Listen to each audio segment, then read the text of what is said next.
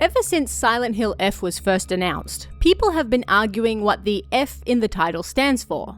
It's written in lowercase and looks somewhat similar to the symbol for forte in music, a term that means loud or strong, the opposite of silent. Now, the creators behind the game have stated numerous times now that they're not going to give a definitive answer on what it actually means. They'd rather people play the game and try to figure out the meaning themselves. So, this week, let's take a look at some of the potential meanings behind this mysterious F. Maybe it actually means to pay respects for all the times you'll die in combat. I don't know.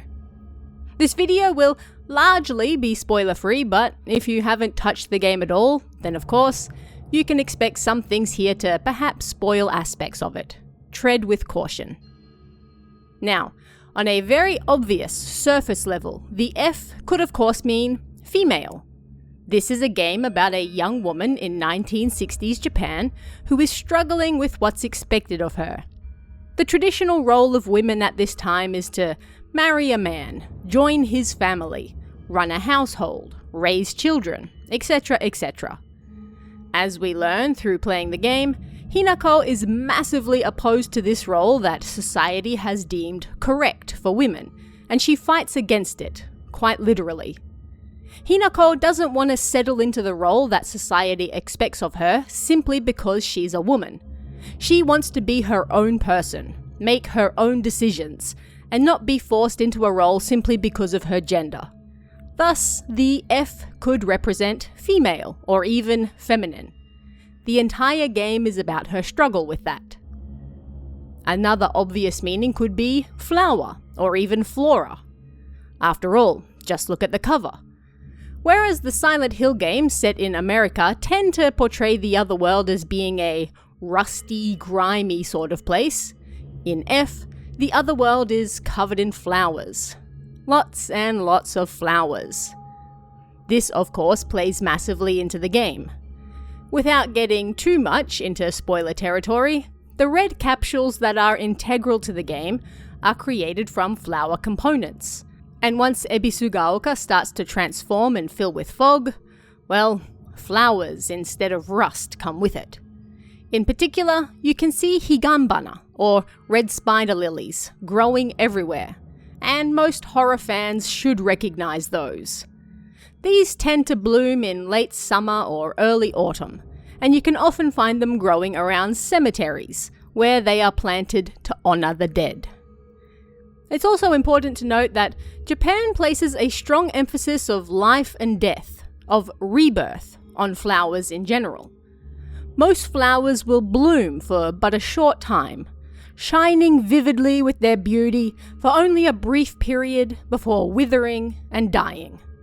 A reminder that you must enjoy the here and now, for nothing lasts forever, and that's what makes things all the more beautiful. However, come next spring, the flowers will bloom once again, and the cycle continues anew. Again, without spoilers, something that's thematically important in this game, and indeed in many of Ryukishi's works. Another potential option that pops up as you play through the game is, of course, Fox. We meet Fox Mask very quickly in the game as we enter the Dark Shrine for the first time, and it turns out he's integral to Hinako's story and journey. Fox Mask isn't just a side character, however. Indeed, this story doesn't even exist without him. As you travel throughout Ebisugaoka, you can also find numerous shrines dedicated to Inari-sama, the fox god. And as you learn more about the town's history, you come to learn that there's actually a lot more going on beneath the surface related to this fox kami-sama as well. Indeed, the curse of the fox plays a very large role in the game, and this particular story does not exist without it. I'm not personally a fan of this one, but I have also heard people saying that the F could stand for 5, as in this game would canonically be the 5th in the series after Silent Hill 4, The Room.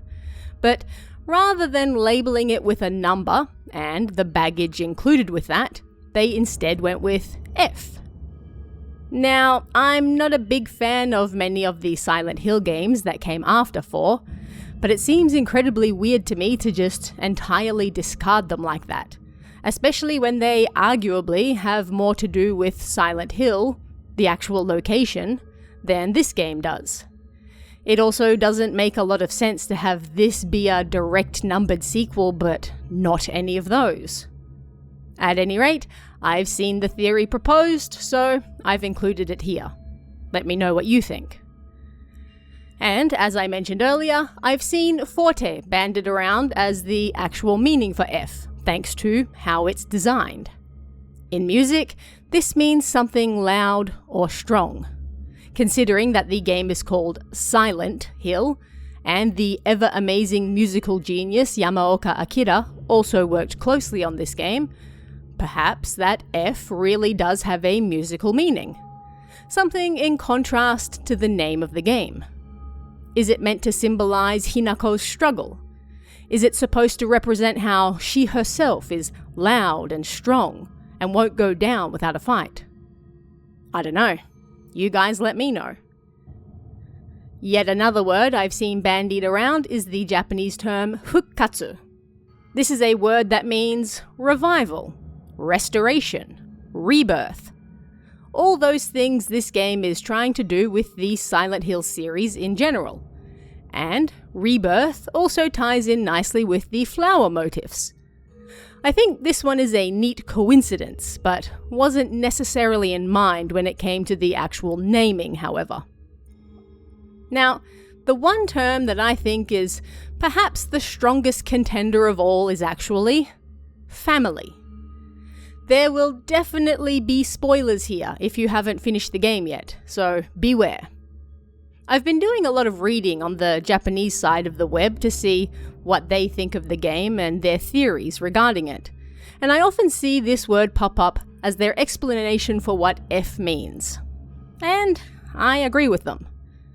We talk about the game as Hinako's struggle with the role that society has deemed fit for her, based on her gender. But that, of course, isn't the entire story. Family plays a large part in this. Not just her family, but the Tsuneki family as well. That family we learn that Hinako was to be married into. The family that was under the Fox's curse. One of the major themes of the game isn't just feminism and a woman's right to be her own person, but also familial obligations. During our first playthrough, we learn that Hinako despises her bullish father and also hates her mother for putting up with it. Her older sister, Junko, who she also looked up to, left the family to get married and be the perfect wife. It's interesting to note that we never see Junko's face throughout the game either. She's always seen wearing a Tengu mask, particularly a Karasu Tengu, and these creatures were traditionally thought to lead people astray. The Karasu Tengu in particular are also said to be the earliest representations of a Tengu, with them being more chaotic and more primal than their later long-nosed counterparts. So how does this tie into family? Junko was the perfect daughter. She got married, became a perfect wife, and is basically the epitome of a filial daughter fulfilling her duty to both her old family and her new family.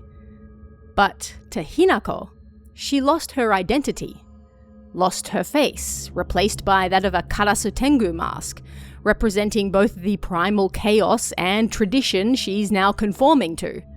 A tradition that Hinako doesn't want to continue. But through subsequent playthroughs, we also learn more of Hinako's family, and why they are the way they are. Her father isn't just an asshole for the sake of it.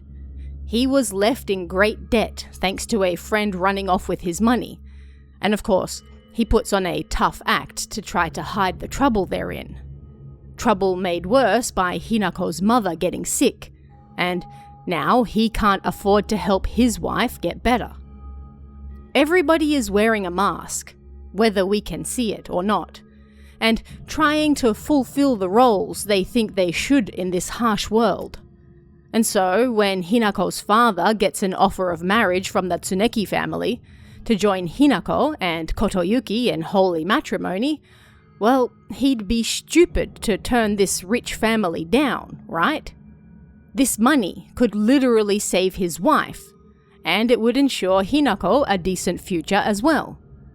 But that's not what Hinako wants, and she is largely ignorant of what's going on behind the scenes with her parents and their struggles. All she sees is a loud, violent, good-for-nothing father who drinks all day and a docile, obedient mother who won't stand up for herself. And now, they've arranged a marriage for her that she doesn't want. She doesn't want to be like Junko, her older, perfect sister, who is now the perfect wife. She wants to be her own person, even if that means going against her family and what they want for her. But through the various endings, we learn what's really going on and why her family is the way it is. We also learn the importance of family here in 1960s Ebisugaoka. Not just Hinako's, but also Kotoyuki's. And how these two families, specifically, are tied to the history of their little town, and whether it, as a whole, lives or dies. At the end of the day, the devs have stated that they won't confirm or deny what F means, and that it overall encompasses many things. It could be all of these. It could be none. But what do you guys think? What does the F in Silent Hill F truly stand for? Let me know your thoughts in the comments below, and I'll see you again next time.